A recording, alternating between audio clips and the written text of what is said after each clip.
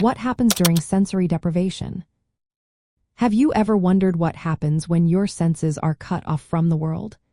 Sensory deprivation is a fascinating phenomenon that involves reducing or removing input from one or more senses, like sight, sound, and touch. When this occurs, the brain reacts in some unusual and sometimes strange ways. Initially, short periods of sensory deprivation can lead to a state of deep relaxation. Many people use sensory deprivation tanks, which are dark, soundproof pods filled with salt water, to float effortlessly. This setup helps reduce stress, improve sleep, and even boost creativity. In these tanks, the absence of external stimuli allows the brain to shift into a calm and focused mode. This can enhance concentration and aid in athletic recovery. However, when sensory deprivation lasts longer or is more intense, the brain begins to compensate for the lack of sensory data. It starts creating its own sensations, which can lead to vivid hallucinations. People have reported hearing music, seeing shapes or colors, and even feeling electric shocks from invisible objects. These experiences happen because the brain tries to fill in the gaps when normal sensory information is missing. Cognitive effects during sensory deprivation can include difficulty with simple tasks, bizarre thoughts, and altered perceptions of reality.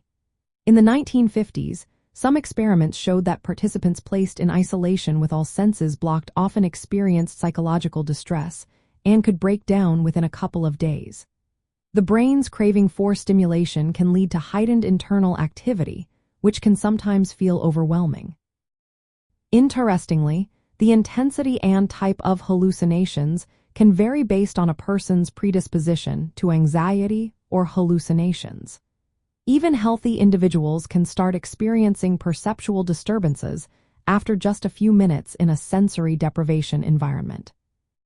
From a weird science perspective, sensory deprivation reveals that the brain's reality is not just a passive reflection of the outside world. Instead, it actively constructs experiences. When deprived of input, the brain generates strange and quirky sensations that can feel both fascinating and unsettling. This makes sensory deprivation a unique window into how perception and consciousness work, showcasing the brain's creative side when cut off from usual sensory flow.